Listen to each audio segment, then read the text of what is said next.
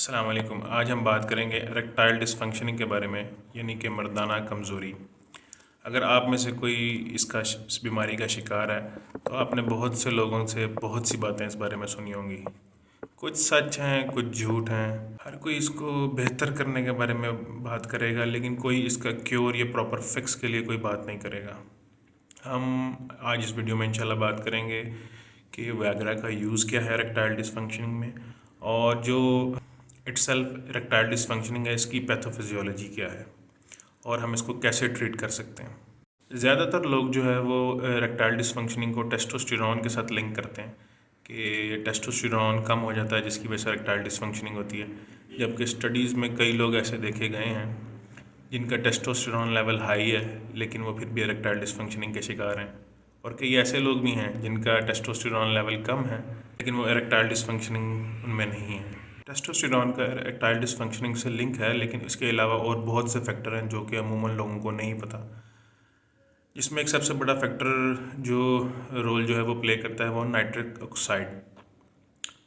और nitric oxide के बारे में ये कहा जाता है कि जिस तरह उम्र बढ़ती रहती है नाइट्रिक ऑक्साइड हमारी बॉडी में कम हो जाता है। अमूमन जो 40+ जब आप जाते हो तो 50% ऑलमोस्ट आपका नाइट्रिक ऑक्साइड बॉडी में डिक्लाइन हो जाता है। अगर आपके इस नाइट्रिक ऑक्साइड पाथवे पे ही इफ़ेक्ट करती है, आपकी ब्लड वेसल्स को डायलेट और रिलैक्स कंस्ट्रक्ट करती है, जिसकी वजह से आपका ब्लड फ्लो बेहतर होता है और उसमें ऑक्सीजन ज़्यादा जाती है, और हर चीज़ आपकी बॉडी की डायरेक्टली ऑक्सीजन से ही इफ़ेक्ट होती है।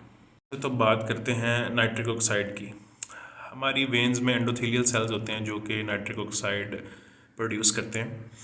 इनका मेजर फंक्शन ये होता है कि आपकी ब्लड वेसल्स को ये रिलैक्स करते हैं, और ये सिर्फ इरेक्टाइल डिसफंक्शनिंग में नहीं और भी बॉडी पार्ट्स में और भी कंडीशंस में बहुत चीज़ों में इनका यूज़ है। जैसे फॉर एग्जांपल अगर आपको लंग्स का कोई इशू है या आपको एस्थमा है तो वो मोस्ट प्रोबेबली वो भी नाइट्रिक ऑक्साइड की डेफिशिएंसी की वजह से होता है। बिकॉज नाइट्रिक ऑक्साइड का लेवल लो होगा तो अल्टीमेटली ऑक्सीजन की जो सप्लाई है वो लो होगी डिमांड से। जब ऑक्सीजन की सप्लाई लो होगी तो it will result in not normal functioning of the body. बाद कॉर्टिसोल जो है वो एक लिंक है इरेक्टाइल डिसफंक्शनिंग के साथ। कॉर्टिसोल जिसको आप स्ट्रेस हार्मोन भी कहते हैं, कॉर्टिसोल की वजह से आपकी बॉडी में स्ट्रेस बढ़ता है और स्ट्रेस की वजह से आपकी बॉडी में ये प्रॉब्लम्स आती हैं। जितनी बॉडी आपकी रिलैक्स होगी, जितना पैरासिम्पैथेटिक नर्वस सिस्टम आपका एक्टिवेट रहेगा, उतनी आपकी सेक्सुअल लाइफ बेहतर होगी। जो इरेक्शन है आपकी, वो इरेक्शन आपकी होती ही तब है जब आपकी बॉडी रिलैक्स होती है।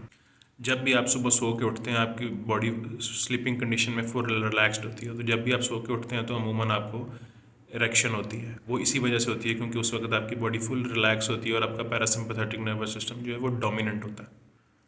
नाइट्रिक ऑक्साइड ल्यूटेनाइजिंग हार्मोन के साथ मिलके काम करती है। ल्यूटेनाइजिंग हार्मोन जो कि आपके टेस्टोस्टेरोन की प्रोडक्शन को रेगुलेट करता है, उसके साथ मिलकर नाइट्रिक ऑक्साइड काम करती है। अगर आपकी बॉडी में नाइट्रिक ऑक्साइड लेवल लो होगा तो अल्टीमेटली आपके जो टेस्टोस्टेरोन लेवल है वो बॉडी में लो हो जाएगा।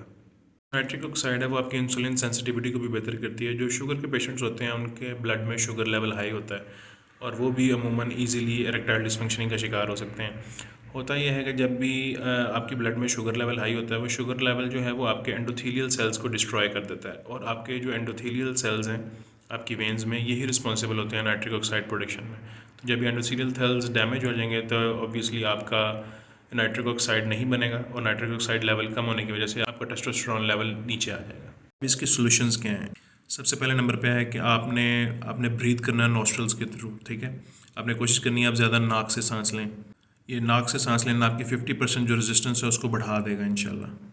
और ये पहला पॉइंट दूसरे पॉइंट के साथ मिला के करें तो ज़्यादा अच्छा एक्ट करेगा। अगर आप डेली एक्सरसाइज अपने ज़िंदगी का मामूल बना लें, लाजमी डेली एक्सरसाइज के साथ आप ब्रीदिंग थ्रू नॉस्ट्रल्स लाजमी करें, ये बहुत इफेक्टिव है नाइट्रिक ऑक्साइड प्रोडक्शन के लिए। थर्डली, आप नाइट्रेट रिच फूड खाएँ।